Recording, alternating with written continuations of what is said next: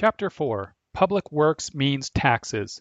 For the lips of a strange woman drop as a honeycomb, and her mouth is smoother than oil, but her end is bitter as wormwood, sharp as two-edged sword. Proverbs 5:3-4. The author of Proverbs in the first 9 chapters contrasts the faithful wife with the strange woman. He used the metaphor of the strange woman for alluring lies that ultimately betray the person who accepts them. Here is the passage's underlying message. Something can look very appealing on the surface, but the end thereof is bitter as wormwood. Why? Because there is a system of moral cause and effect in history. When someone violates fundamental ethical principles, he will eventually experience negative sanctions. This is also true of entire social orders. The passage has economic implications. The specific ethical context of the passage is this commandment, "Thou shalt not commit adultery." But the general ethical context of the passage also applies to this commandment, "Thou shalt not steal." This in turn applies to government spending. The passage in Proverbs warns us against all versions of economic error that Bastiat called the thing not seen, the true economic cost of our actions. This chapter deals with public works projects. These are projects that are funded by the state. They are highly visible. They look very productive. It is relatively easy to gain public support for the construction of these projects. On the surface, they look appealing, but the end thereof is bitter as wormwood, higher taxes. But the wormwood goes far deeper than higher taxes, as we shall see. There are several layers of things not seen. There is a lot of wormwood.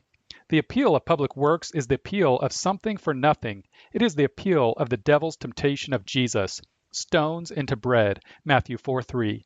The voters are told that a public works project will do 2 things. First, it will create employment. Second, it will create wealth. Whenever we hear such an appeal, we should remember the principle, there are no free lunches. This is the underlying reality of the things not seen, plural. With this in mind, let us return to the familiar 5-point model of the fallacy of the broken window. 1. Owner. I begin with the biblical principle of private ownership. This principle is manifested twice in the 10 Commandments, the prohibition on objective theft and the prohibition on subjective coveting. We are to respect the judicial boundaries of ownership. This has to do with ethics, moral and legal boundaries. Throughout this book, I am trying to make clear that there are 2 issues here, judicial sovereignty and economic authority. These are separate concepts. They are also inescapably related concepts. Judicial sovereignty is primary. The fundamental principle of ownership in the biblical context is this. There is a tight judicial connection between ownership and personal responsibility. This is a matter of judicial sovereignty, the legal rights of ownership. These legal rights establish immunity. They establish legal boundaries. Economic theory informs us that there is also a tight economic connection between ownership and personal responsibility. This has to do with economic costs. When an asset owner uses it for one purpose, he cannot use it for another. The highest value forfeited use is his cost of ownership. This cost cannot be avoided. This is a matter of economic authority. It is an inescapable implication of judicial sovereignty, the legal right to use the resource we own, which therefore is the legal right to exclude others. There are inevitable personal costs associated with ownership. There are also personal benefits. Jesus told us to count the costs, Luke 14:28-30. An individual owns an asset. Civil law upholds this claim. He is convinced that he is responsible before God and other people for the use of this asset. It is part of his wealth. He may see that he is responsible for the increase of his wealth. Maybe he has read the 25th chapter of the Gospel of Matthew, which presents the parable of the talents. Ownership is always tied economically to allocation. It has to do with budgeting. Any scarce economic resource that is used for one thing cannot be used for another thing. The owner must choose. There is no escape from this judicial responsibility. There is also no escape from this economic responsibility. Under biblical law, and also under free market institutions, an owner has a sense of ownership. He believes that he owns the legal right to use an asset. Ownership is a bundle of legal rights. By rights, I mean legal immunities from coercion. This means legal immunities from private coercion, and it also means legal immunities from state coercion. This assumption of ownership rights permeates every aspect of the free market economy. It permeates every aspect of individual economic decision making. This is the foundation of the free market social order. This legal foundation is taught in the Bible, and Christian economic analysis must take this into consideration. We know the phrase posted in retail shops, if you break it, you own it. This means that if you break it, you must pay for it. But there is another side of ownership. If you own it, you may legally break it. Both must be affirmed. Purchase and use. When you buy it, you also buy the bundle of rights that legally comes with it. 2. Window. The window in this case is each individual's net wealth. Individuals believe that they lawfully possess wealth. This wealth is not simply the money that an owner could generate by selling all of his assets. This wealth is also very much a matter of his legal immunity from coercion. It is the wealth associated with property rights. The Bible teaches that men are legal agents of God. It also teaches that one of the ways that this legal responsibility is manifested is through ownership. This makes owners stewards of God. This is hierarchical. But this economic stewardship also has what we call horizontal aspects. Owners are stewards for third parties. Third parties bid for ownership. The result of these bids is an array of prices. Would-be owners shout to owners, "Sell it to me," or "Let me rent it." Wherever there is a price, there we find economic stewardship. This is inescapable. The owner is an economic agent of society. He decides who gets to use whatever he owns, and also on what terms. This is an inescapable economic implication of judicial sovereignty. People make decisions in terms of what they perceive to be immunity from taxation. They believe that they have the legal obligations and also the economic opportunities associated with ownership. To increase their wealth, they must participate in the social division of labor. This leads them to cooperate with others. They make decisions in terms of whatever they want to buy. Whatever they want to buy is closely related to whatever they have to offer in exchange. There are no free lunches. The exchange system in a free market economy extends the division of labor.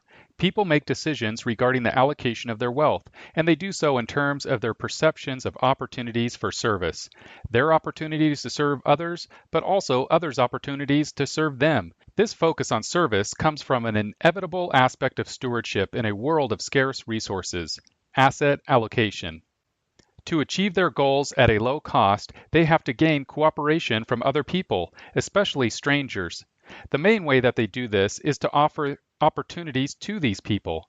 We are back to Adam Smith's famous dictum: we should not expect to gain what we want from the butcher or the baker based on an appeal to their charitable instincts.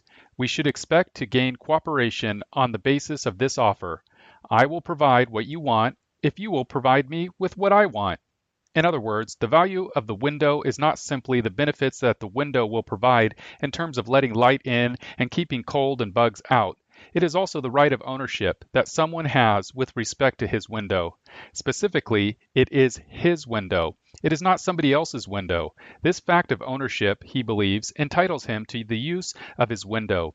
This legal right of use, which inescapably means the right to exclude others, may be of much greater value to him than the benefits expected from the window itself. Wealth gives owners greater freedom of action. Wealth, when combined with legal immunities from coercion, leads asset owners to make specific allocation decisions. They count the cost and benefits of their decisions. They seek cooperation. They want to participate in the social division of labor. All of this is threatened by a deliberately tossed stone. 3. Stone. The metaphor of the stone represents an illegal invasion of a boundary. The boundary is a property right.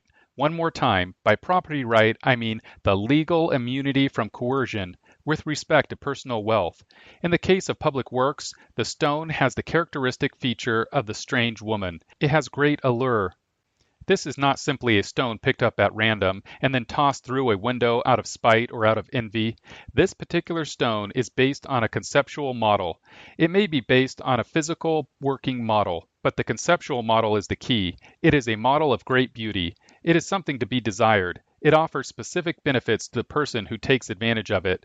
The benefits are obvious. The costs are deliberately concealed. There are always hidden costs of the stone. Always the benefits must be paid for. Specifically, the benefits must be paid for by specific people. Somebody is going to benefit from a particular public works project, but somebody else is going to have to pay for it.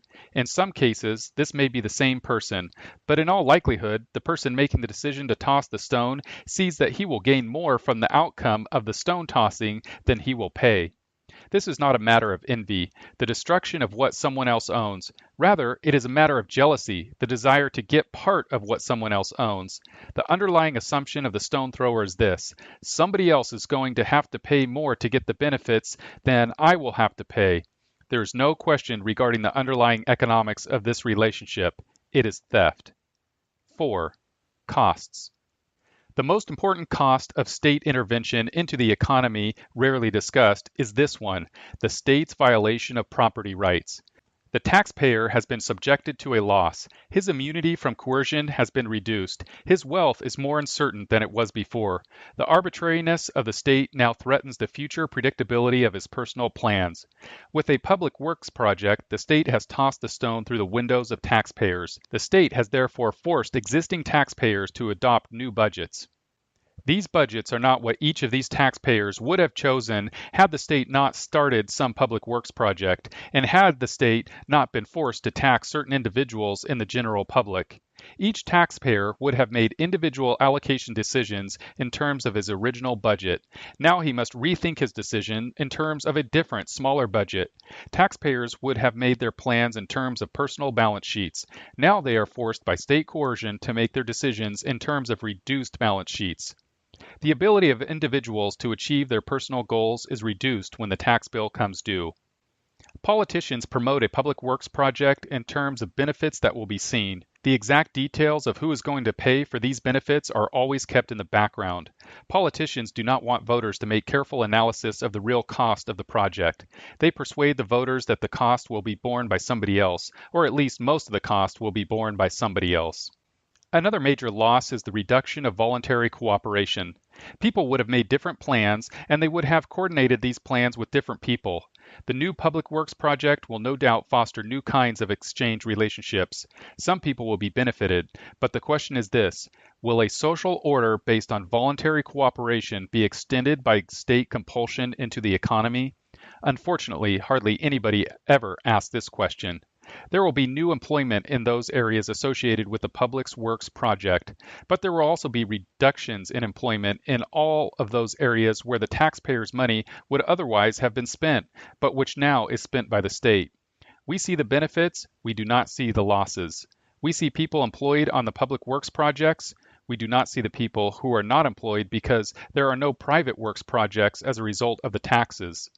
Another major aspect of this that is rarely discussed is this: what is it going to cost to keep the public work in repair? Maintenance costs are inevitable. Who is going to bear the burden of these costs? Even when a fee is attached to a public work, such as a toll bridge or a toll road, we find that there is political maneuvering by other groups to get their hands on the flow of income generated by the fees. This has been basic to modern politics for a century or more. 5. Consequences. The first and most important consequence is this: the reduced security of property. Put in terms of legal terms, it means a reduced area of responsibility for individuals. They now must allocate more resources than before to protecting their property. These resources could have been used for other purposes that were higher on taxpayers' individual list of priorities, but because of the violation of their property rights, these priorities must now be placed lower on their lists. In other words, there is diluted ownership, and therefore there is diluted responsibility. The biblical principle of personal ethics is this: increased personal responsibility. The message of the Bible is clear. There will be no plea bargaining at the final judgment.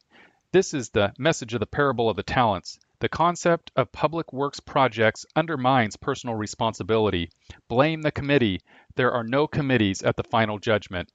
After the tax bill arrives, productive people will begin to allocate more resources to tax avoidance and away from economic production. Resources will go to lawyers and accountants rather than engineers and marketers. This is good news for lawyers and accountants, but bad news for the general public. Productivity will decline. There will be a reduction in the division of labor. The division of labor is extended by voluntary cooperation. People learn to trust other individuals and companies over extended periods of time. They establish personal networks. People trust each other with respect to all kinds of projects, but this zone of personal interdependence is thwarted by increased taxation. This is all the consequence of ignoring the reality of the things not seen. Voters are mesmerized by the vision of the benefits generated by the public works. They see benefits flowing for decades or longer, but they do not see the costs. The popularity of the things seen is likely to lead to the construction of more public works. There will be more government stones tossed through additional privately owned windows. Property rights will be violated again.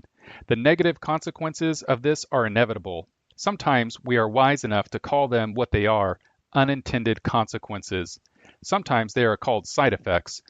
We forget what should be obvious. There are no side effects. There are only effects. Effects we do not like are the ones we call side effects. One of these effects, which we like to call side effects, is this: taxes discourage production. I will cover this in the next chapter. Conclusion. The strange woman in economics today is seen by most Christians as if she were a biblically faithful social order. They have accepted as biblical the ancient error of government-funded public works projects as economically productive in the aggregate. Public works projects are state subsidies to one group of citizens. These subsidies are paid for by taxpayers. The benefits are visible. The taxes are paid in private. There will be an organized constituency behind a public works project. There will be no equally organized constituency behind the taxpayers. Just as with a strange woman, a public works project starts wearing out as soon as it is introduced to respectable society. Many of the voters who once enjoyed its benefits will inevitably grow bored. There are always newer, more alluring projects. Eventually, it will need the equivalent of a facelift. But even a facelift does not help. It still sags. The wrinkles get worse. Hardly anyone comes to visit anymore. Someday, it will have to be replaced. The key question is this: will the replacement be another strange woman? Men should have better taste. They should adopt a more long-run view. They should count all the cost of their actions, the things not seen. But they don't. This is why there are authoritative commandments to remind them in times of great temptation. They all boil down to this: don't.